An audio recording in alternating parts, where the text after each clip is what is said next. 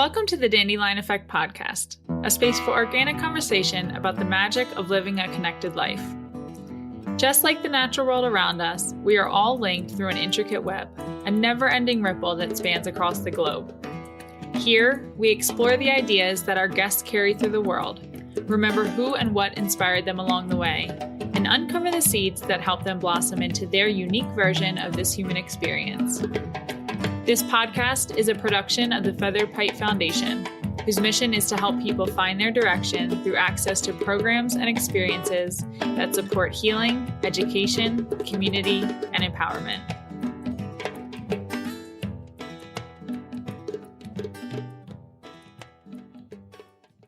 Hi, everyone. Welcome back to another episode of the Dandelion Effect podcast. I'm your host, Andy Van Treese, and today I am so honored to bring you a conversation with our city's mayor, Wilmot Collins. Wilmot Collins is the mayor of Helena, Montana, and in 2017, he made history as the first Black elected official in Montana's state history. Born in Liberia, West Africa, he and his wife fled the country when a dangerous civil war erupted, killing 250,000 people and displacing over 1 million more. After navigating immigration programs for nearly 3 years and a string of divinely orchestrated events, Wilmot finally settled in the small town of Helena in 1994, where he raised his 2 children and has held positions with Intermountain Children's Home, Alternative Youth Adventures, Montana Department of Health and Human Services, Veterans Affairs Montana, and so many more. Wilmot has also served in the Army National Guard and Navy Reserve and is active on the boards of the United Way of Lewis and Clark Lutheran Immigration and Refugee Service and Montana Immigrant Justice Alliance. A few weeks ago, I sat down with Mayor Collins at the Feather Pipe Ranch to talk about his early life, growing up in Firestone, Liberia, working on his parents' chicken farm, riding motorcycles with his brothers, and the story of how he met his wife at a bus stop of the local college. We shared many, many tears as he walked me through the unbelievable circumstances that he has survived, a barrage of hurdles, one after the next, that nearly defeated him on his path to freedom and reconnection with his family. This is a special edition, longer than most of our podcast episodes, because I felt like it was really important to share the entirety of this story. To say that this man is inspiring is the understatement of the century, but in all honesty, I find it hard to even put this conversation to words, and at times he does too. I feel lucky to have Mayor Collins in a leadership position in Helena, the town that our Feather Pipe Ranch community has called home for the last 46 years. Someone who sits down for an interview and says, "Ask me anything. I'm an open book." Someone who isn't afraid to show his heart, his emotions, his journey, and still be in the public eye. That's who I want mediating and making decisions for our city, because he brings his whole self, and that inherently gives people permission to do the same. So without further ado, please enjoy this conversation, open your heart, and help me welcome my new friend, Mayor Wilmot Collins. Kind of where I start with everybody, and it gives us a good jumping off point of your life story and really what you resonate with when it comes to like how you came to be who you are today. And that is the idea of your origin. So I like to ask people, like, if you think of your life as this, creation, what's the origin of Wilmot Collins? I was born, raised, and up to my bachelor's degree in Liberia, West Africa. And my parents left Monrovia and went to Firestone. Firestone, you see the Firestone tire, BF Goodrich tire, all that material comes from Liberia. We have the world's largest rubber plantation. And both my parents work for that company. It's an American and Japanese company. And my dad was a civil engineer, and my mom was superintendent of schools. And we lived well. We were upper middle class in Liberia. I went to the Firestone schools up to 6th grade. In my household, when the boys got to 7th grade, we were allowed to go to boarding school. Okay. And so I selected to go to Carroll High School, which was a Catholic boarding school. And that's where I went from and spent my high school years from 7th grade to 12th grade. After graduating from Carroll High School, I went to Rick's Institute Junior College. It's a Baptist junior college, but also boarding. We go there and live there. And then I went to the University of Liberia in Monrovia. And there I graduated with a political science and sociology degree. And there I met my wife at the University of Liberia. And after graduating, I started to teach. I taught English and literature at the SOS Children's Village. It's an organization that was established by an Austrian after World War II, taking an orphan into his home, and it grew to be a really big organization. It's in every African, Asian, European country. After 3 years of teaching, Liberia was engulfed in a brutal civil war. And when that war hit Monrovia, that's when we fled. Mm-hmm. Before you get into that story, I want to ask a little bit more about just your childhood. Growing up in Liberia was fun because where we grew up was Firestone, and we had a lot of expatriates come in from here. So I grew up playing baseball. I went to the University of Liberia on a tennis scholarship, basketball, all of that, and growing up with my parents, my mom was a disciplinarian in the household. Okay. Because my dad was never really around to discipline us. So my mom took on that responsibility. And believe me, she was tough. She did it well. She did it well. We had fun growing up in Liberia. It was a beautiful place. Growing up in Firestone was beautiful. So Firestone was the name of the city? The company. The name of the company. Mm-hmm. But was it also the name of the city? Or? Yeah, okay. where my parents worked. But most importantly, a lot of people don't know, there's a town in Firestone called Harbel. Okay. Harvey S. Firestone was the son of Harvey S. Firestone Sr. He was married to Mabel Ford, Henry Ford, the Ford Company. Yeah. So that union happened in Liberia. We have a town in Firestone called Harbel. Harvey, H-A-R, and Bell, B-E-L for Mabel. I practically grew up in that town. We grew up 11 in our household, 11 siblings, that is. Wow. 7 boys and 4 girls. We didn't know it was a lot. We didn't know because my wife also from a large family. Her dad's from Lebanon and her mom's Liberian. And they were almost 17 or 18 themselves. And so where were you in the order of siblings? I was 1 to 3rd. Yeah, okay. From the top. Yeah. Yeah. Mm-hmm. And what types of things do you remember about growing up? Like, what was the relationship dynamic? Everybody had their favorite sibling. My favorite sibling was my younger sister, Joy. She's a nurse right now. They live in Monrovia, Liberia. She was here with her family. They were in Stroudsburg, Pennsylvania. Mm-hmm. And she and her family decided that it was time to go home. So she packed up her family and they went to Liberia. And she's working there, husband working there, but her kids are in college here. Here, her daughter graduated from Montana State University in Bozeman. And her son is doing computer engineering at one university in Minneapolis. So, growing up with that many siblings, we got into all kinds of stuff. I'm sure. Because for us boys, my dad bought each one of us a motorcycle. And we used to just paint the town red, Mm-hmm. We were all over the place. When you heard a motorbike, you knew it was a Collins. Because imagine 5, at the time we were 5 boys who were of age to ride the motorcycle. So the 5 of us got bikes. You're like a biker gang. Yes, kind of, technically. We would all travel together and do all kinds of crazy stuff together. My parents had a poultry farm. So on the weekends, we would go and sell chickens in the marketplace. Mm-hmm. And that was like a side thing for them, besides teaching and being an engineer. Right. Yeah. Right. And so on the weekends, we'll go to the farm. We'll have live chickens. We'll hold them and carry them in the marketplace, selling them. I still remember, depending on the size of the chicken, it could be from $3.50 to $5. per chicken. That's a pretty cheap chicken compared to compared to around here, but maybe not. I was going to say a while ago. That was a while ago. We're talking about the 70s and 80s because I left Firestone when I was in the 7th grade. I went to boarding school, so we're talking about before then. Mm-hmm. So.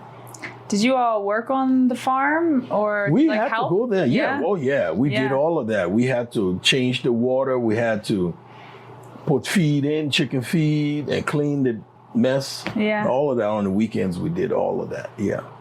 It was fun though. Yeah. Looking back at it, I wish I could have my kids go through that. Yeah. My dad grew up on a farm as well. And it's really interesting because I'm starting to get more interested in farming and food systems and things like that. And his father was a farmer, potatoes, corn, watermelon, all these things down in southern Delaware.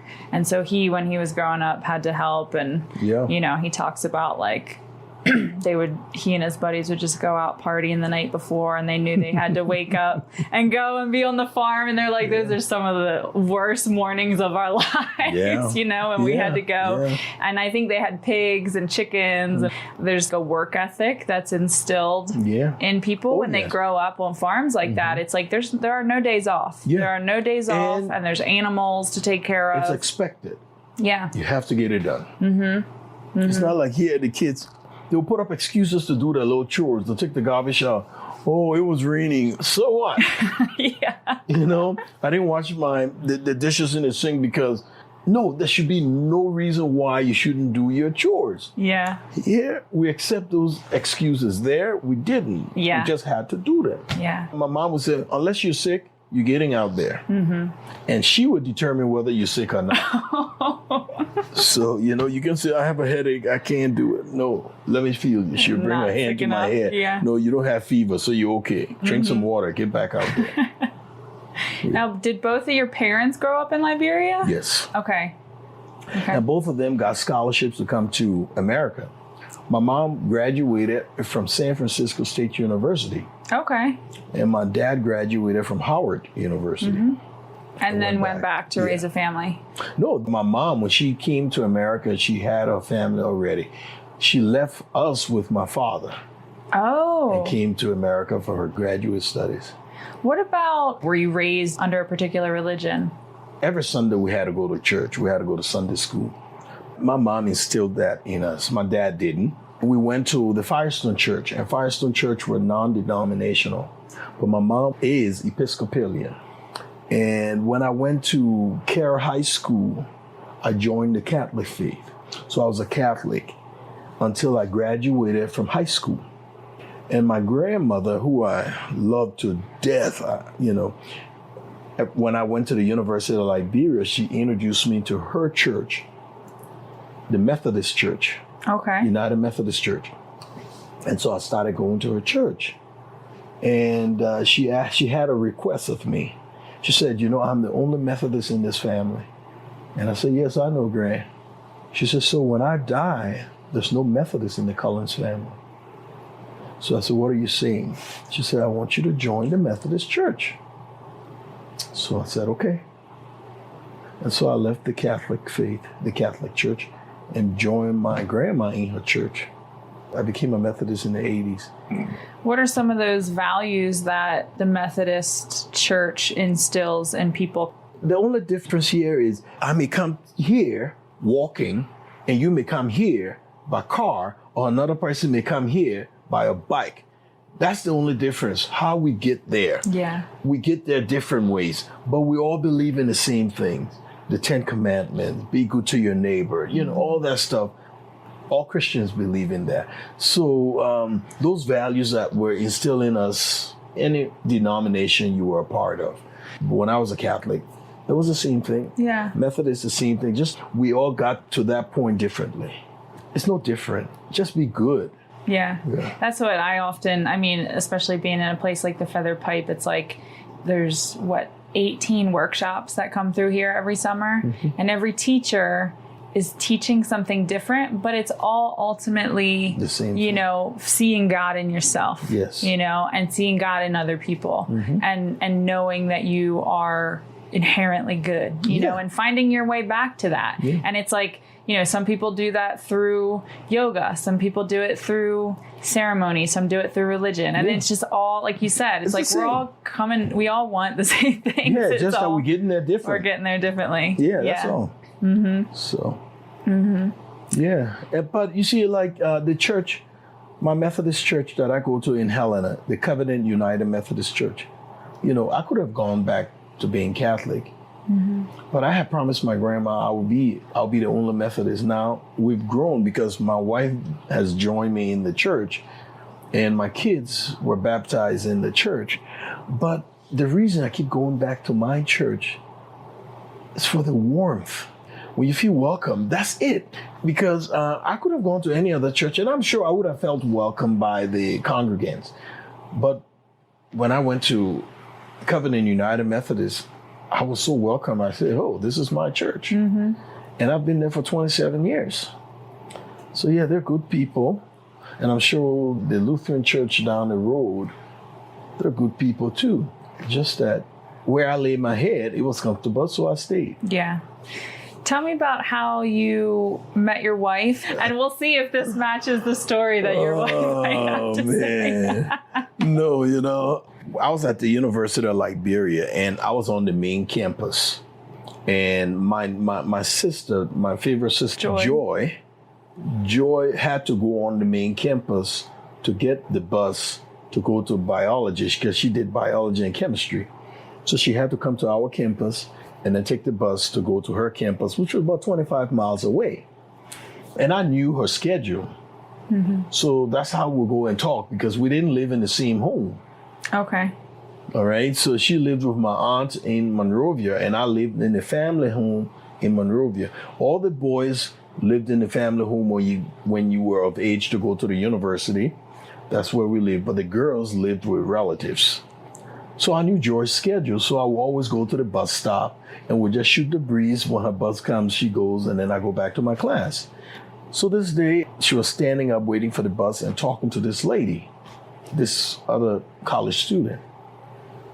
And then I whispered to her, I said, hey, who's your friend? Introduce me to your friend.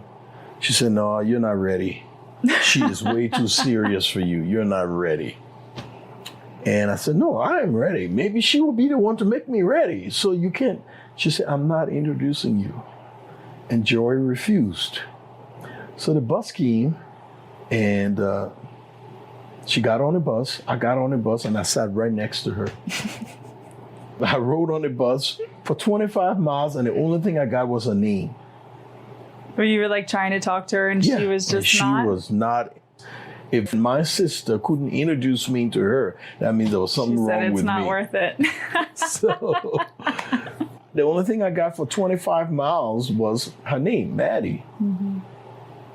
So after they got off the bus, I stayed on the bus and drove back another 25 miles and went to my campus. I missed a couple of classes because of that. I didn't relent. I kept after her.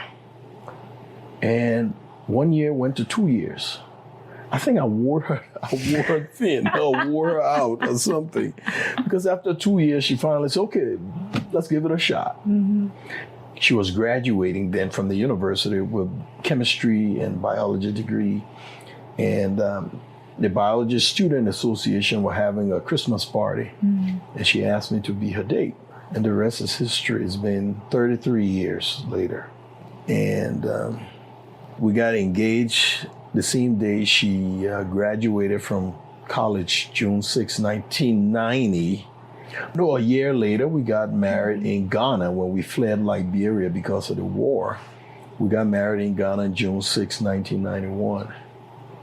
So we've been married for 30 years, but we've been together for 33.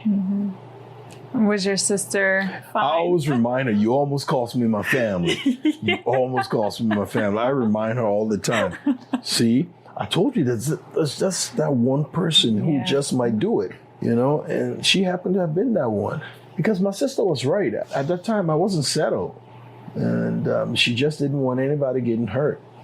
Maybe you needed those 2 years, though. Everything worked out the way it should have been. Yeah. So let's get into the story of the Civil War and you guys having to flee and go to Ghana. I mean, this is just, honestly, Wilmot, one of the most incredible stories that I've heard, and wanting to give you some space to kind of recount that. You bet. You know, Liberia was established by slaves that were freed from America. So they were free, they went to Liberia, and they named that place Liberia. In Latin means free land, liberation. And they named the capital Monrovia in honor of James Monroe, the 5th president, because he was part of the American Colonization Society that sent the slaves back. And technically, he purchased slaves and sent them to freedom. So they honor him by naming the capital city in honor of James Monroe. And so Liberia was the first independent African nation. And we lived peacefully until William Talbot, who was the president in 1980. Dr. Talbot, who was a Baptist minister and also president, was killed in a coup d'etat. And the military took over the country. The leader of the military at the time was Samuel Doe. He was the highest ranking military personnel at the time. He was a master sergeant. And when the military took over Liberia, things deteriorated fast. And a lot of people fled the country. And one of those who fled was Charles Taylor, who worked for the military leader and then fled later on. And realized there were a lot of suffering in Liberia. And so he decided to get training while he was outside of Liberia. And he was able to get a group of people together, Liberians, some other foreign nationals, to enter Liberia and take back the country. In 1989, December 24th, we heard about Charles Taylor coming into Liberia. But he was so far away from where we lived, we didn't think he would ever get to us. Mm-hmm. Everything was still normal in Monrovia, whereas the people in the rural areas were running helter-skelter, some of them relocating to Monrovia. And as the war got closer and closer to Monrovia, we started hearing stories of the rebels, what they were doing to innocent people, what they were doing to civilians. It was getting scary. So Charles Taylor, he was coming back in to try to overthrow the military government at that point? Okay. Right. I'm just trying to think, who's the bad guy? Charles Taylor was hailed as the good guy. He lost control of his people. So there weren't any good guys anymore. Yeah. Because when you were on the side that the soldiers control, the soldiers were attacking civilians because they didn't know, the rebels didn't wear uniforms. So the soldiers didn't know who was who. Mm-hmm. And the rebels didn't know if the soldiers were on their side because they had taken uniforms off. It was just a chaotic situation. Mm-hmm. So my wife, Maddie, was, at the time, she was just about completing her first year of medical school when all hell broke loose in Monrovia. Because I remember I used to live on the medical dorm with her. And then during the evening hours, the doctors would allow all the medical students into the local Catholic hospital to help them. Mm-hmm. And because I was on the dorm with my fiance, I used to go and had a dressing coat and all of that and be in the hospital.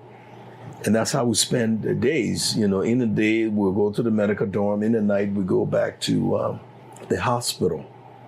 And so this day, the soldiers raided the hospital because they believed there were rebels in the hospital being treated. A buddy of mine, he and I were very close, Festus Thomas. And his wife was in medical school. Well, we both married to our sweetheart. Now. That was his fiance. That was my fiance. And they both were in medical school. So we were very close.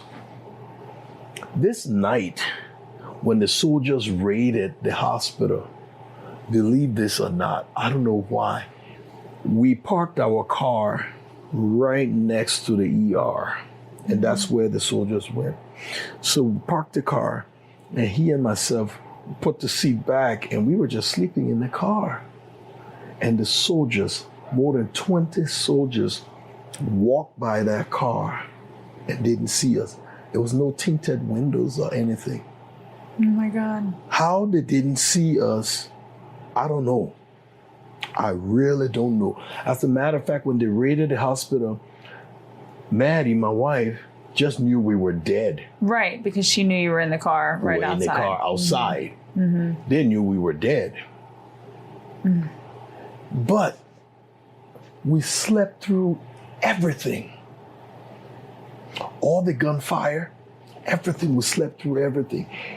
It was only the working of the Lord, because had we gotten up, we would have opened the door, yeah. and they would have seen us, we would have been killed. Mm-hmm. But we slept through everything. And when the soldiers finally left with people, I mean, they took people in the cars, left in the trucks. My wife ran outside when they left and banged on the door. That was the first time we opened our eyes. And she said, "You guys are alive." I said, "Yeah, what happened?" She said, "You don't know what happened?" "No, we've been sleeping." And so when they explained what had happened in the hospital, I mean, I have goosebumps. How could the soldiers not see us in the car? The windows were not tinted. How could more than 20 people walk by the car and not see two human beings in there in the front seat? And walk by a couple times, bringing other people out. Yes. Yeah. Catholic brothers who took care of the hospital said, "We can't keep you guys anymore. You have to leave." Yeah. So we decided to move into my sister, Joy, who I always say she should be in the Guinness Book of Record as the longest vacation. When she heard about the war coming closer and closer to Monrovia, she said, "I'll just go to America and go for vacation. When the war come and go, then I'll come back." The war never came and went. The American Embassy estimated that when the war hit Monrovia, it would last for about 2 weeks. So we should save enough food and water for 2 weeks. The war lasted 14 years. When we left the Catholic hospital, we went to my sister's home about 2-3 miles away from the Catholic hospital. And on our first night, that area became a war zone. Mm-hmm. We literally stayed on our stomach for 3 days because the stray bullets were going through the house. Phew, phew, phew. They say when you hear the sound, you know you're alive. Mm. So we stayed there for 3 days, and then on the 4th day, we heard the soldiers saying, "If you're in here, get out." They would tell everybody in the area to get out, get out. And they were pushing us when we got out of your house. They were telling you to go to the soldier side, And when we got out, the place was littered with bodies, We were jumping over bodies. And I tried to jump over this, and I stepped on a body. You know that feeling you stepped on a human being? Even though the person was dead, I never got over that feeling of stepping on that dead body, Yeah. And we ran to my family home this time. And we stayed there for a couple of weeks. And then we heard about the safest area in Monrovia was the area around the American Embassy. And so my wife, myself, and my mom, my siblings, some of my siblings, we decided that we were going there. Mm-hmm. But we didn't know where we were going to be living, but we decided we were going to go there. How far away was that? It was about from my family house to the American Embassy. You're talking about maybe 5-6 miles. Okay. Not very far. So we walked there, and we were just out in the open. And this lady recognized my mom and said, "I have a room in my house, but there's no bed. There's nothing, you can use it, at least you'll be out of the elements." And so we were happy to have gotten that room. Mm-hmm. So I think we were about 6 or 7 of us in that room. Room about this size, can you imagine? With no furniture and no nothing. No, nothing. Just a roof. Plain. Yeah. Right. Mm-hmm. So every day there will be one person time to go look for food, So I remember this day, my mom said, "Okay, my nickname is Daddy Boy."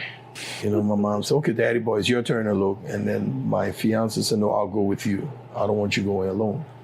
So we got out about 9 o'clock that day and we went looking for food. And we went all into the rebel held areas. The only thing we found was a tube of toothpaste.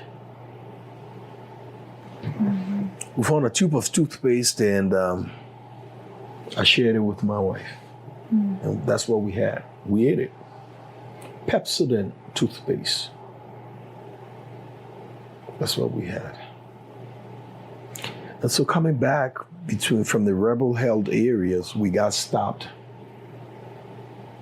at a gate, checkpoint. And the guy called my wife and he said, who's that man? Is that your man? And she said, yes. And he started interrogating her. After about 20 minutes, he said, you guys are very lucky today. I've met my quota in killing. I'm done killing for the day. Get out of here. How did we escape that? Mm-hmm. He was tired killing for the day. And we ran and kept looking back because I was almost sure he was going to shoot us in the back. Mm-hmm. Mm-hmm. I mean, we walked almost 500 feet backwards thinking he would shoot us in the back. I didn't believe him. And we went home and I said, this is it. I'm not going out anymore. So we had heard that West African countries were sending peacekeepers to Monrovia, Liberia. And they would come on cargo vessels. And they were asking Liberians, if you wanted to leave, you can leave on those vessels. The first vessel came and left. We didn't know about it. But the second one came, we heard about it. I told my mom that night, we prayed. I said, we gotta go. We will die. We don't have any food. And I mean, I was what you consider a bag of bones. When my wife and I ate that tube of toothpaste, we hadn't eaten anything for days. So I told my mom, I said, we gotta go. There's a ship at the port. Let's go. She prayed about it. And the next morning, we all packed what we had, what very little we had. And we walked into we said, it's time, let's go. My mom said, no, I'm not leaving. I said, you crazy? She said, I'm not leaving. I said, no, you gotta go. We're going. And I couldn't convince my mom to go. And her reason was, when we fell asleep, she prayed some more, and the Lord is not leading her. So she can't leave if the Lord isn't leading her. I said, the Lord is leading you, Mom, because the Lord brought that ship. Yeah. Who brought the ship? She said, the peacekeepers. I said, no, the Lord brought the ship. That's a sign. She said, no. So I said, well, then we're leaving you. She said, okay. So just as we were walking out the door, she called my wife and handed her $5 and said, go, God be with you. So we left. When we got to the port of Monrovia, to get on the ship, the line was a mile or more long, and we were at the back of the line. And we stayed online all Friday. It was only God, because there is no way. I can't even go 20 minutes without running to the restroom to pee or do something. Yeah. And then we stayed online all Friday, all Saturday, all Sunday. Not once did I leave line to go to the restroom. Mm-hmm. Not once. We were determined. And finally, Sunday around 9:47 p.m., we were chosen to get on board the ship. Were they going in line? No, they were just picking people. Picking random people. Yes. As you got closer to the ship, because there were so many of us, they would just pick, you, get up, you, get up, you. So they finally got up, and in fact, they picked my wife to go up, and not me, but we were holding hands. We said, we will not part.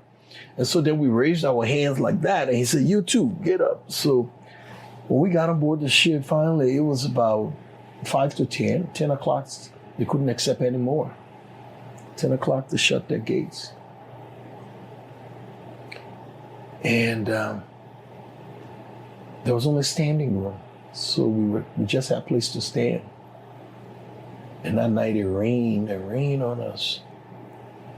You're outside. Yeah, we're just out ship. On the deck. Mm-hmm. It was not a cruise ship, believe me, it was a cargo ship. Yeah. So the next morning, so I asked my wife, I said, so where are we going?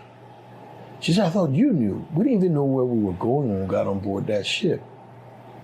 So we started asking around, where's the ship going? They said, well, the first stop was in Ghana. And from Liberia to Ghana, it was a 3 days journey. No food, no water, just standing up. We had to lean against each other. The second day, when it became daylight, we just heard people crying, wailing, crying, just to find out their loved ones had died the night before. And then it hit me. My mom wasn't well. She wouldn't have made it. She wouldn't have made it. And then I said, my God, I could not in good conscience dump my mom overboard. That's what they were doing. Yeah. Whew. We watch people throw the loved ones overboard. Yeah. Mm. So the third day we arrived in Ghana, I told my wife, I said, look, SOS that I work for in Liberia have a branch in Ghana. I don't know where. But give me the $5. Let me go look for them. Mm-hmm. And so she handed me the $5. I was able to sneak out of the port because we weren't allowed, but I snuck out. And I stopped a cab. I said, look, I'm looking for the SOS Children's Village. He said, I know where it's at. I said, I don't have much money. I only have $5. He said, that would do. But later on, I found out it was only 50 cents it would have cost me. Yeah. So we got to the village. I met the village father, the director, and introduced myself. We're from SOS Liberia. And he said, do you have an ID? I said, no, because in Liberia, we couldn't travel with identification cards for fear that someone would link us to something or someone. Mm-hmm. So everybody got rid of IDs. Could not prove that I was who I was. So he said, well, there's some kids that came from Liberia SOS on the first ship. If they can identify you, we will help you. I said, please send for them. I used to teach them. Yeah. So he sent for them, and then when the boys came, there were 3 boys. When they came and saw me, they started crying. For me, I thought they would be happy. But they were crying. So that was a little confusing there. And I didn't understand why they were crying when they saw me until I asked to use the restroom for the first time. And I looked in the mirror. When they knew me, I was 175 pounds. That day I was 92 pounds. 92 pounds. 92. My wife was 87. Then I understood why they were crying. Yeah. The director, he knew I was a teacher, so he eventually put me back into the school and I started teaching again. And they started giving us stipends, And then my wife was in medical school. She started helping out in the clinic. And my brother-in-law is an engineer. He started helping out with the facilities, all of that kind of stuff. At the school, the SOS, okay. In Ghana. Mm-hmm. And so they put us to work, basically, which was good. But after 3 months, my wife said, this is not what I want. Mm-hmm. This is not life. Let's go to America. I said, how do you suppose we do that? She said, let's go to Montana. What? I said, you got to make up your mind. We ought to go to Montana. We'll go to America. She said, Montana is in America. My wife was an African exchange student. And she came to Helena, Montana. She lived with a host family. In high school? High school. Okay. Bruce and Joyce Knoxine. Bruce was vice principal at Helena High and later went to Capitol High. His wife Joyce was elementary school teacher, Bryan Elementary School, and then she taught in Montessori. So my wife said, I'm still in touch with my host family. Let me call them to see if they can help us. And she called them, and they were so happy. And we asked for some money. Mm-hmm. And I still remember Joyce saying, we will do a little more than that. We'll bring you over. But they had no clue. Damn, you would think I would get over this. It's always so fresh.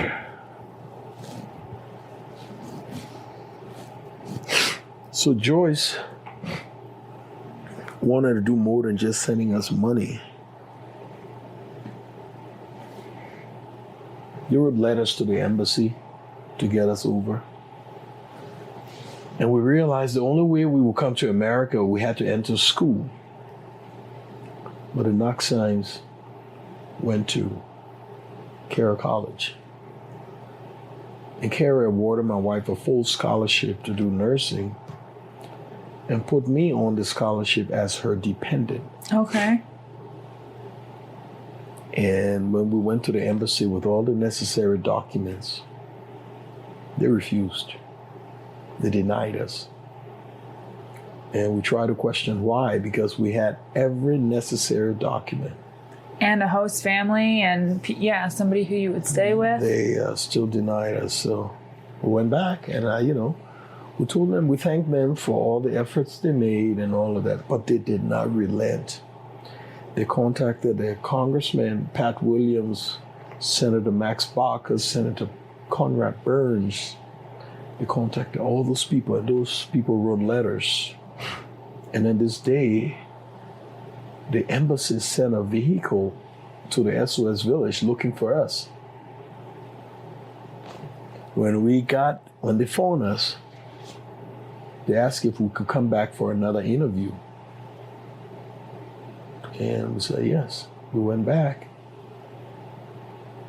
And we were so scared. We didn't know what to make of the interview because we didn't know whether it was going to be saying the right thing or the wrong thing or what they were looking for. Mm-hmm.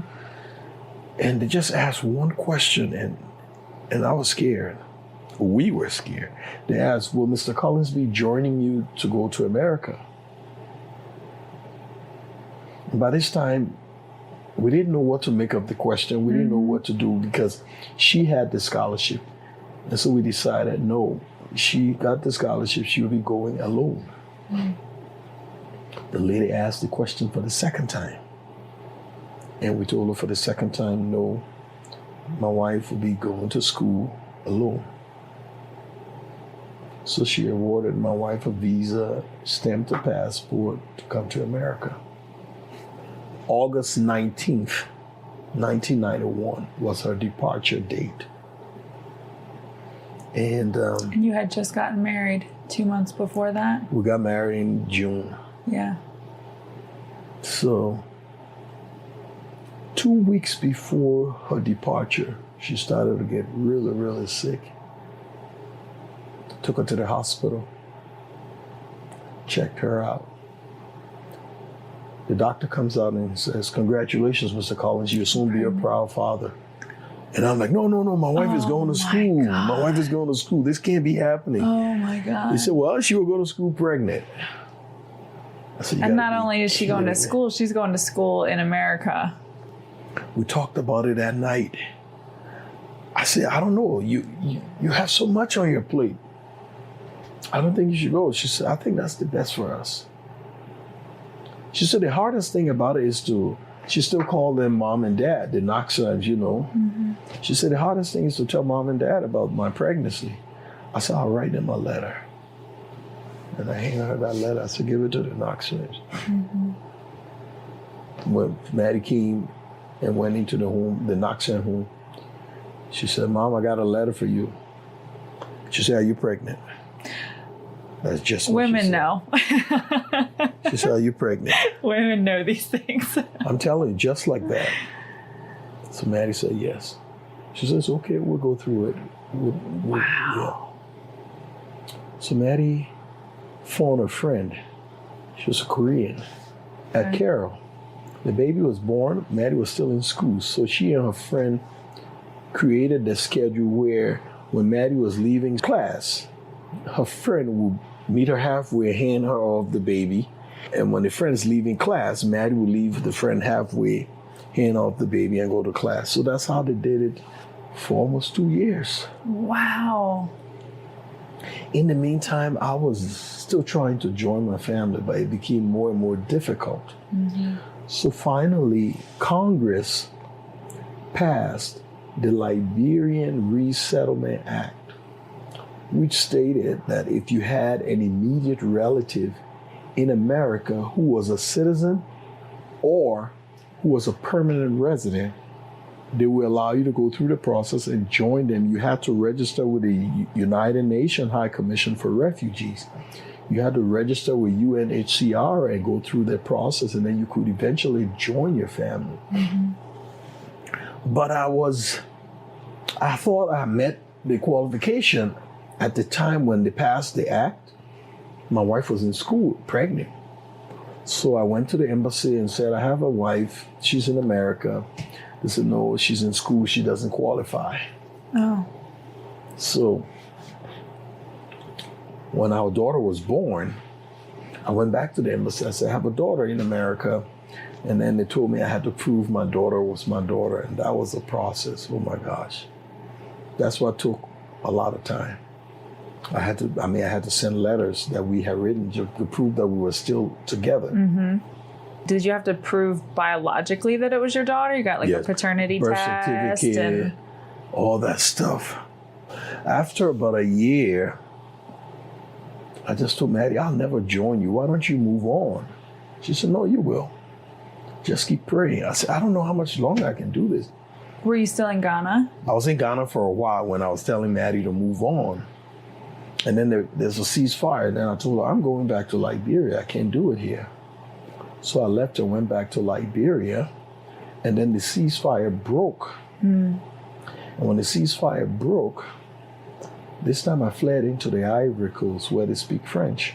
So I was homeless. I was on the streets. And not knowing how to speak French. Thank you. It wasn't easy. I was a vagabond.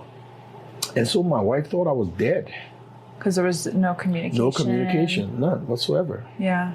How would I communicate with her? Right. I didn't have any way. I was homeless. So a buddy of mine found me on the streets. Because he had also fled? Yeah, but his dad was a diplomat. Okay. So he was a little better. And he was my best friend, but I was so out of it. 6 months living on the streets. And he was driving a Mercedes. He stopped. He said, Collins. In Liberia, when people call you by your last name, means they know you well. Mm. So when I heard my name, I stopped. He said, you don't recognize me? I said, sorry, man, no. He said, I'm Bliss Keller. I said, oh, okay. This is my best friend. We were roommates in high school. We went to the same Catholic boarding school. I was so out of it. So he said, where are you?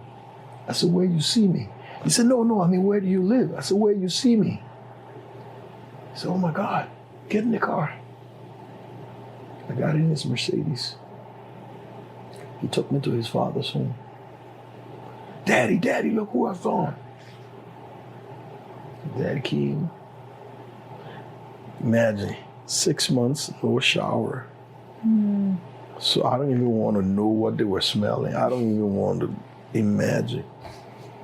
And so his father said, where's your family? I said, they're in America. He said, okay, you can stay with us until you join your family.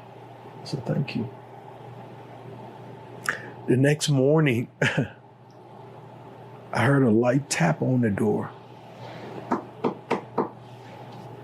And I yelled. I said, yeah, come in. The butler said, breakfast is served. The butler. Oh, my God. I'm telling you, man. I mean, the weaving between worlds. Yeah. He said, breakfast is served. I didn't even know what to make of it. Breakfast is served? I went outside and had breakfast. And they allowed me to call my wife. For the first time in 6 months, all I could yell was, you're alive. I said, yes, I am. Mm-hmm. Mm-hmm. And I told her where I was. And she was able to find a friend. And she sent me some clothes, shoes, and all of that to the Ivory Coast. And then I got on the process to join them because now we had a daughter. I had to prove my daughter was my daughter. And that process took forever. And then finally I had provided the necessary information the UN and the American Embassy were looking for. And I got chosen to leave. By this time, my daughter is turning 2 years old. I hadn't seen her. Had you heard her on the phone or anything? Yeah, we heard baby sound. We heard baby sound. Mm-hmm. I saw pictures because, in the Ivory Coast were pretty peaceful. We were sending letters and pictures back and forth. February 15th, I got on board a flight, Air France, from the Ivory Coast. We passed through Paris, and February 16, we landed at JFK Airport. I was put in a hotel for the night, and I wanted to talk to my wife so bad. The phone booth, I went there, and the cost was 35 cents. And I had 25 cents. To your name? Yes. So I saw this guy walking in the lobby. I said, excuse me, sir. So would you loan me a dime? He said, how would I be paid back?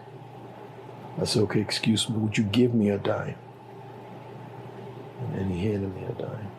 And then I called Maddie. Spoke to her for 3 minutes. I said, I'll be in Helena tomorrow. And so that was next after day, 2 years and 7 months, you said? Yes. Let me backtrack. That evening, when I arrived at JFK, before I went to the hotel, my sister, Joy, met me at the airport. Oh, because she was still in America? Yes. Okay. That's why I said the longest vacation ever. She was still in America. She met me at the airport. And she had this huge bag. She said, you're going to Montana. It's February. Whatever I give you, you put on. So that morning, we were about to go to the airport. We got dressed and everything. She had 2 sets of long johns in there. She had a winter jacket. She had turtleneck. She had a vest. But do you know how difficult it is to put on 2 sets of long johns? Who does that?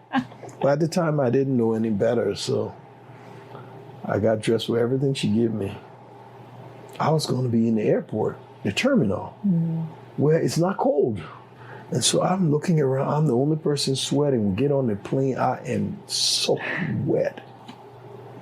So we had a layover in Salt Lake City. So I ran over to the restroom and took off a few layers. And as we got back on the plane in Salt Lake City, my seat was the window. Mm-hmm. And this guy sat next to me was the aisles, but we were on the same place. When he sat down, he said, hello. I said, hello. He said, you must be Wilmot. I almost lost it. I said, whoa, who are you? He said, oh, I'm sorry. I'm coming to Helena to meet you. My name is Craig Baker. He said, my parents were the one that awarded your wife the scholarship. And they heard you were going to be, I didn't know I was going to be on the same plane with you. I said, but how did you know I was Wilmot? He said, look around the plane. And I looked around, I said, okay. So we landed in Helena. And they had all this banner up at the airport terminal, welcome home, Wilmot. And I mean, it was just crazy. I stayed on the plane and I was the last to get off. And then I got off. And then I walked into the terminal. And I don't know what happened, but the first sight I called was my wife with the baby. Mm-hmm. She was holding the baby up in her arm. And then I saw her put Jamie, our daughter, down. And she said, there's Daddy, go to Daddy. And Jamie started walking towards me, so I stopped. Because she didn't know me, I didn't know her, I didn't want to start her. Yeah. So I stopped. And then for some odd reason, she started to run towards me. And so I just ran towards her, I just picked up her and just fell on my knees. And just bawling, crying. Gosh. Yeah. And then I thought she was going to be, cry, but she held me so tight. I just started yelling, Maddie, Maddie. And I met everybody, I went around and met all the people that went there to meet me. And we went to the Nachsheim's home. And we lived there for another 6 months before we got accepted into Stewart Homes, the low-income housing in Helena. And we stayed there until we got on our feet. What do you remember about those first couple days in Helena? I mean, it was hard. Mid-February. Yeah. But, Mid-February. every morning, our family, Maddie would get dressed and she would go to school. The baby would go to daycare. I would get in the car and come to Helena with Bruce Knoxside. And I would just walk around town. And my second week, the end of my second week, I remember seeing the Capitol building. And I ran up the front stairs. And to my right, I saw office of the Secretary of State. To my left, I saw office of the governor. And I said, I'm going to the governor. I'm going to meet the governor. So as I approached his office, I got stopped. And his receptionist asked, do you have an appointment? I said, no, I don't. She said, would you like to make one? I said, yeah, sure. So I started writing my name down and my address. And this gentleman came behind me and said, may I help you? I said, no, I'm here to meet the governor. He said, well, I'm the governor, Mark Roscoe. What can I do for you? I said, oh, wow, So I stopped what I was doing. I said, well, I just came from Africa 2 weeks ago, and I thought I should come and meet you. He said, what part of Africa? I said, well, I'm from Liberia. He said, oh, where the slaves were sent. He said, come on in. And I walked in his office. He said, so Mr. Collins, what do you do? I pulled out my resume from my pocket because I traveled my resume everywhere I went. I handed it to him. And he looked it over and he pressed his intercom. He said, Pat, would you come in? So this lady comes in. He hands my resume to her. And she looks at it. She said, are you Maddie's husband? Oh, wow. I said, yes. She said, oh, Maddie and my daughter did take classes together at Carroll. That's how I know Maddie. I said, oh my God, small world. So she said, but you work with kids. Intermountain Children's Home is looking for a counselor. Why don't you apply and use the governor and myself as your reference? It's a pretty surefire bet. I said, I can do that? I said, yes. So I applied. 2 weeks after you got 2 here. weeks after I got here. The third week I was working.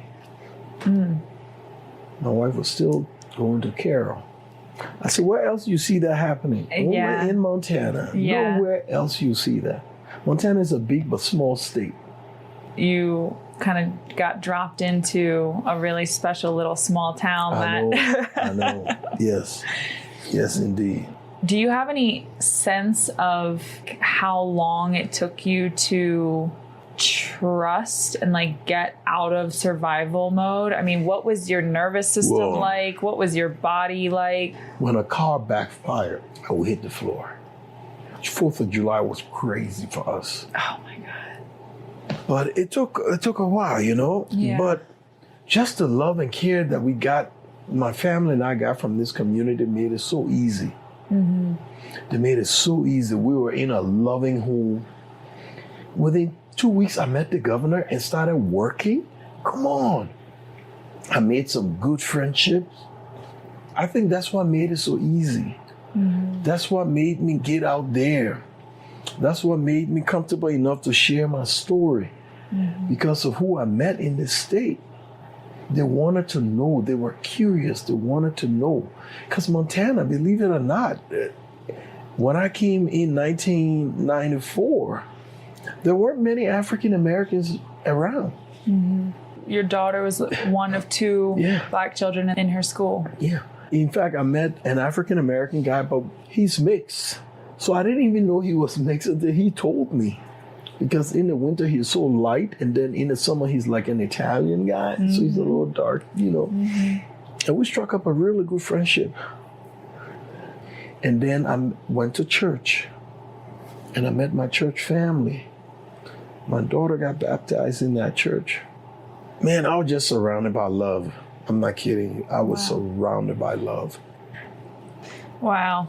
It's just such an incredible story.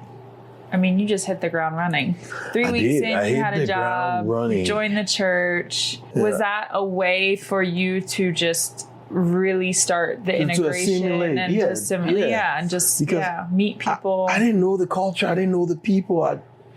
I had to get involved. And that's where that's stepping out of your comfort zone. And then I started singing in the choir, my church choir.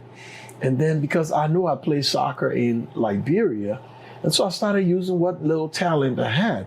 I started coaching soccer at the YMCA. Mm-hmm. I started coaching soccer. So people, believe it or not, almost every parent wanted their kids on my team because I was one parent that knew soccer, that knew how to play it, you know? Yeah. I just put myself out there. Put myself out there. And things started to turn around. I started coaching my daughter soccer. She got involved with soccer. She got involved with volleyball. I mean, you know, we put them in everything. My son came later, 2.5 years later. I just realized, your son's name is Bliss, named after your friend. Yep. Wow. My friend I met in the Ivory Coast. Yeah. When we knew we were having a boy, I called him up and told him, I said, hey, do me the honors. He said, I'll be honored to have your son, so yeah. And what was it like raising kids here? Difficult. Yeah, how so? We were raised the African way. And my son says it best. He said, man, growing up in an African home in America is difficult. We try to raise our kids the way we were raised. Mm-hmm. And you spare the rod, you spoil the child. Well, here, man, you couldn't do that just like that. Yeah. It had us thinking.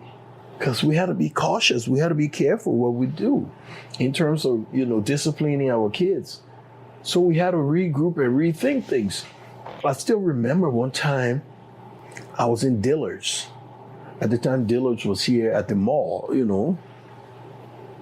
And this lady, little son, kept running and hiding among the clothes. This little boy hiding among the clothes. And she just got so annoyed because she tried to stop him. He wouldn't. And she just grabbed him and spanked his butt. And she got the cops called on her. And that freaked me out. The police came. And so I decided that I was not even going to speak English when my kids got mad at me. They learned fast when I spoke the local dialect. They knew what it meant. You better shape up or else when we get home. We were stern with them, but they knew we loved them. They knew we showered them with love. We made sure they never went without. How has it been, kind of what we were talking about in the very beginning about like growing up in a particular way and with a particular work ethic and expectations from your parents, and then raising kids in a different era, a different generation, but also they're safe. You know what I mean? Like there's not the experiences that you go through and the experiences that live in your body. And how does that carry over? I remember the first time my son said, "Dad, you're a faker." So I said, "What the hell is that? What do you mean I'm a faker?" He said, "When you're talking to the white people, you sound different than when you're talking to Liberians on the phone." I said, "Because when I'm talking to Liberians on the phone, I'm myself. They understand me.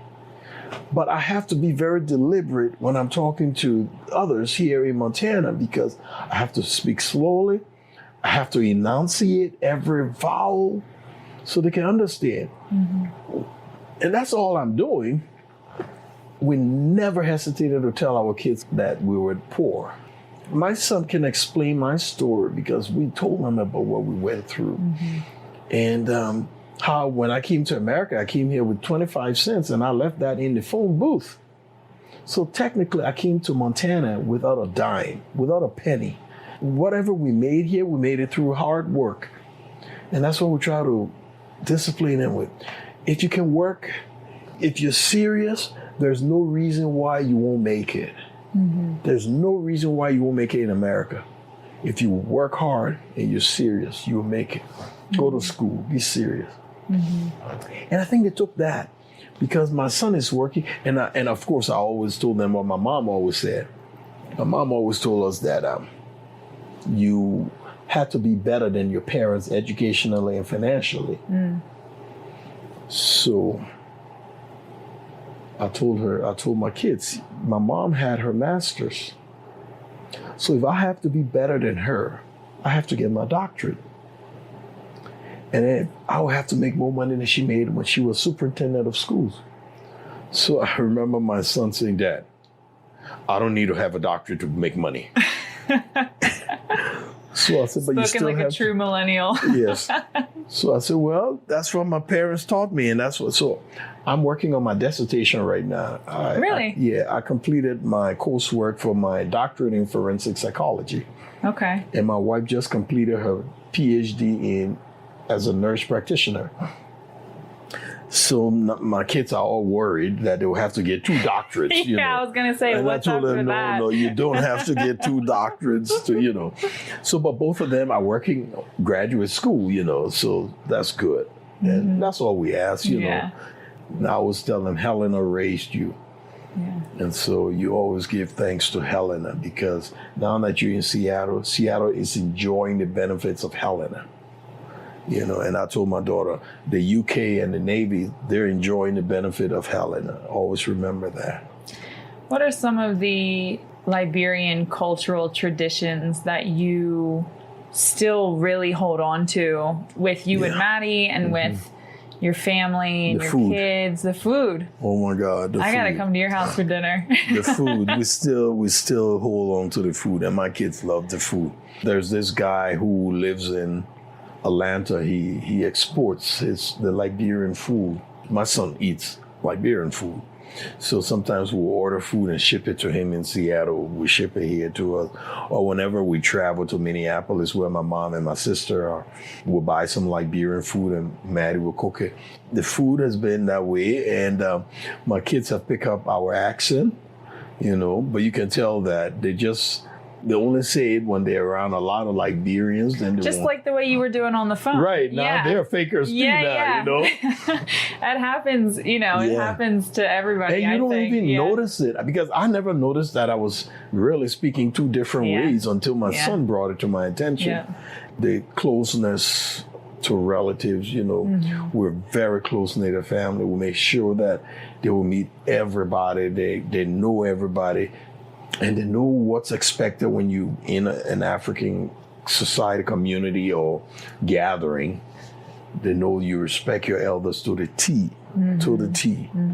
And those things we still care because we think those values will excel anywhere. I mean, you can't, being respectful to your elders, every community, every society aspire to do that, to have that. But the food is major. Let's talk a bit about your role as mayor of Helena. I'm curious, it sounds like maybe Bliss had something to do with I'm telling you, running. Something else. You've had so many roles in public service. Yeah. I mean, what was it 6 months after you got here, you joined the Army? I joined the Army National Guard, and then I started serving on several boards. And I always told my kids I had a bachelor's in political science, and one day I would get into politics. One day I'll get into politics.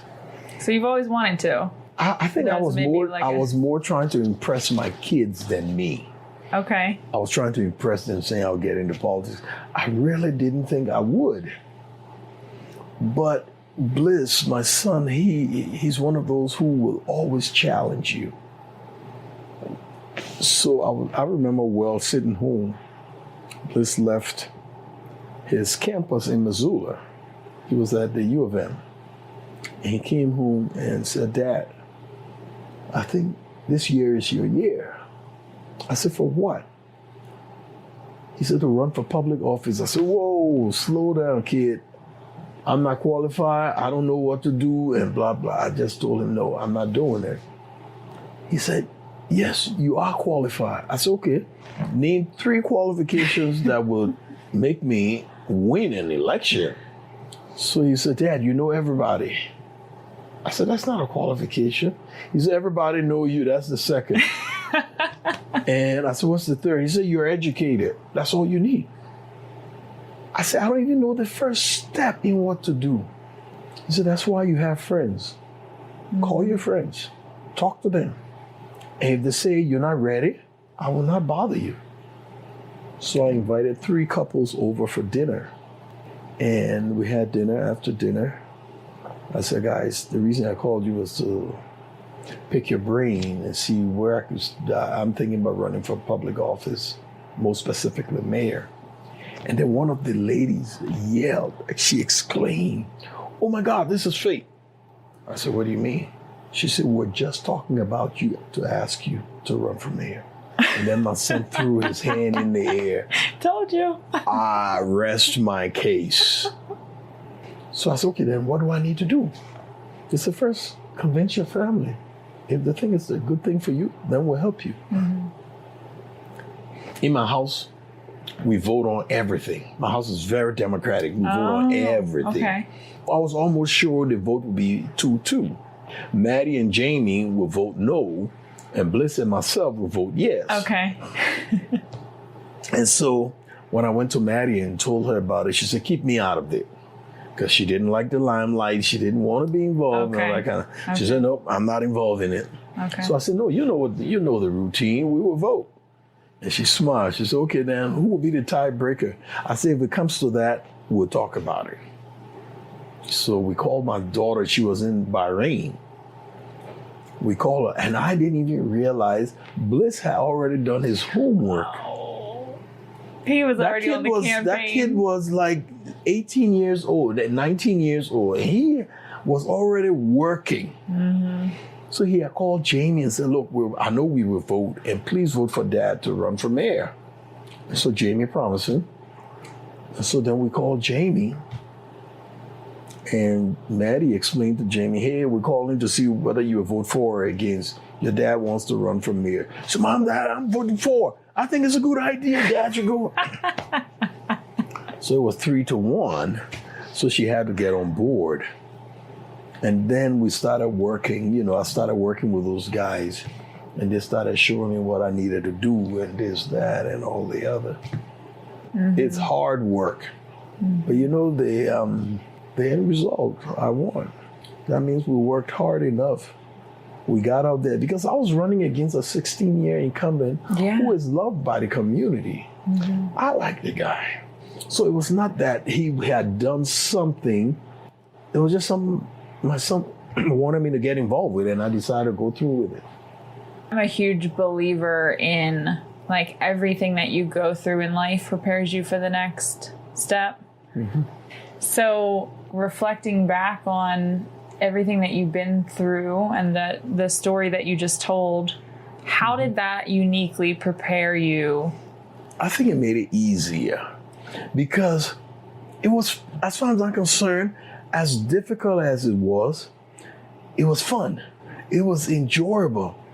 When they told me I had to go knock on doors and introduce myself to people, some doors were, sometimes for me, it was terrifying, but I said, I don't have a gun to my head. I don't think anybody would do that. I still remember one time I had about 10 more houses to go to. It was Maddie and I were going knocking on doors. Okay. And it was getting pretty dark. And Maddie was scared. She said, remember, we have stand your ground. So you go and knock on people's doors at night, anything happen. I said, I have 10 more. I got to finish these 10 more. With all of that, with it getting a little dark, people were still welcoming me in their homes. And so we completed our stack of stuff we had to do. But she thought about it. I was so comfortable, it didn't even cross my mind. So technically, what I went through in Liberia compared to what I went through going through as mayor, I think it prepared me in the sense that it made running fun. That was not difficult at all. I've been through worse. Yeah. And I look forward to going to, I still remember my first door I knocked, this lady was up on her porch. You had to climb the stairs to go. And she was sitting on her porch Saturday morning. It was about 9 something. And I had a bag with my flyers and information about me in it. And I was leaving to doors if people were not there. And she had this wire fence around her front. And so I stood there. I didn't know whether to open it. She was standing there having her coffee. So I didn't know what to do. And so I just said, good morning, ma'am. And she responded, I'm not buying anything. I said, well, ma'am, I'm not selling anything. My name is Wilmot Collins, and I'm running for mayor. She said, come on up. And I went up. She said, can I get you a cup of coffee? I said, ma'am, I had a coffee. I went through all this training that said 2.5 minutes. That's how much time that was like your pitch. Yeah. Give it in 2.5 minutes and be on your way. This lady went and she would not take no for an answer. She got me a cup of coffee. Sit down. I sat down. You try to be as polite as possible, but yet still you have to be in a position to say, I have to go. Yeah. I was pushing 10 minutes. So I said, ma'am, I have to go, but I appreciate you having me in your home. And she said, wait 1 minute. Let me get my slippers on. So she went and got her slippers. And she walked me to her neighbors and introduced me to the neighbors. Wow. Yes. Wow. So that 10 minutes were well spent. Mm-hmm. She walked with me to the neighbor. She said, this neighbor is not here. He's on vacation. So I said, okay, I'll leave you flyers. She said, I'll take it to him when they get back. So that 10 minutes saved me as much, because I went to about 3 or 4 different neighbors with her. What was the biggest surprise to you about the way that people received the information or just, welcomed you, received you? Because I knew I was running against Mayor Smith, I really thought people would slam their doors. Because he was 16 years and he was well-liked? Yes. And no reason for anybody else? I really thought people would slam their doors. So I went to each home and not once did anybody slam the door. As a matter of fact, people were very forthcoming with me. 1 or 2 of them told me, oh no, I'm not voting for you, I'm voting for Mayor Smith. However, come on in, talk to me about you. And so even though they told me they weren't voting for me, they still welcomed me in their home. Yeah. And I was able to speak with them. Where do you see that? People, they just want to move on, Some people just want to say, hey, I'm not voting for you, so there's no need to listen. I don't need to know you any further. Right. But no, they still listen. It just blew me away. Is that something that you think is unique to Helena, perhaps? Yes. Yeah? Mm-hmm. I think so. Yeah. Mm-hmm. They were really, really nice people. What's the biggest lesson that you've learned from being mayor, these past several years? Just the whole process, And the one lesson they taught me, never sell yourself short. I still remember one time in Liberia, I wanted to run for a political office, but I was a senior in college. I remember my mom saying, change your last name.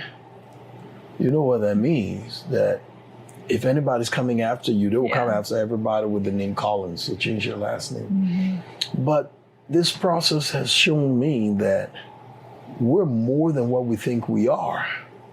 It took my son to show me that I was more than what I was doing.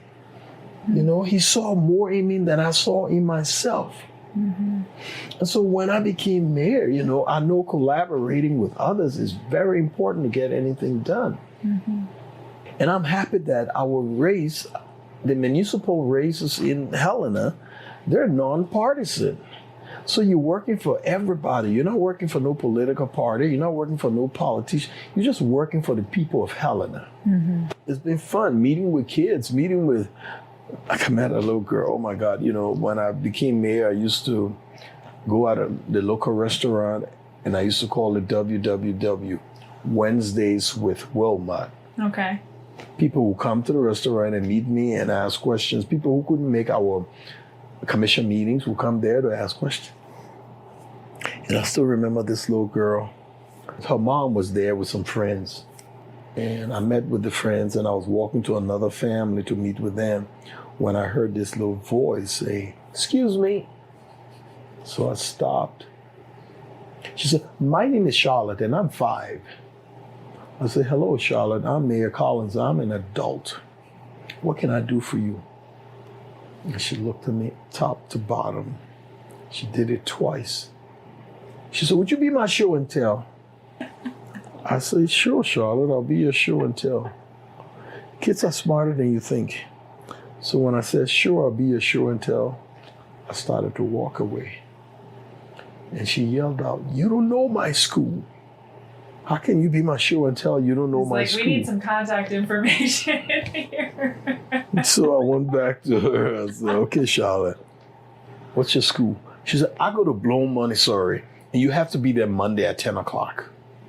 And you showed up. I showed up Monday.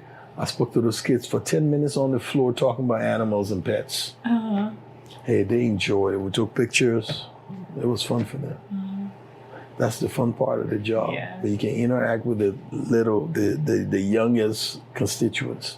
Last question, Wilmot. I always ask where you are drawing your hope from. Like, what are you excited about for waking up every day? What are you excited about for future? As mayor, I wake up knowing that I am making a difference. I wake up knowing that I've made a difference. You know, and believe me, I wish we could do more. Yeah. I sincerely wish we as a community could do more. Great people here volunteering, great people sending money to the various organizations that help. Mm-hmm. We need everybody to the table.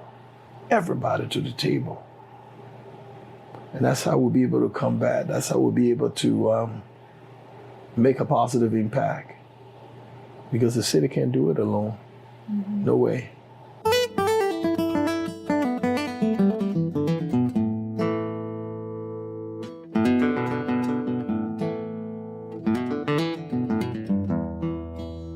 Wilmot Collins, what an incredible story of resilience and perseverance. His existence in the world is evidence that the human spirit can withstand more than we ever thought possible. And while I hate that stories of strength and resilience are often talked about after brutality and war, I am truly amazed what this man has been through and what he's overcome and has the ability to share so openly with us today.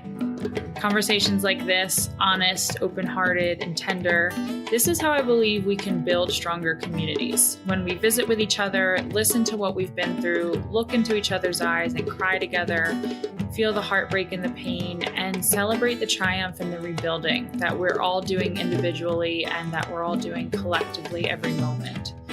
It's been almost 30 years since Wilmot came to Helena, Montana, and the gratitude he has for life is palpable and contagious. Connecting with him gave me a hell of a lot of perspective to stop sweating the small things that I can get all knotted up about, that life is a gift, not something to wish away and take for granted. For more information, visit wilmotcollins.com, and if you're in the Helena area, consider getting to know him a little bit more before this year's upcoming election. A special thank you to Matthew Marsalic and the Drum Brothers, whose music you hear at the beginning and end of this podcast, as well as Dr. Jean Shinoda-Bolin, who first turned us on to the phenomenon of the dandelion effect and how ideas move through the world. This podcast is a production of the Feather Pipe Foundation, a 501c3 dedicated to healing, education, community, and empowerment. If you'd like to donate to this project, please visit featherpipe.com/gratitude and leave a review on Apple Podcasts and share with your friends. Feedback is incredibly important as we continue to grow this community and reach even more people. Be sure to tune in to our next episode in 2 weeks. We cannot wait to share another amazing conversation with you. Until then, have a beautiful day.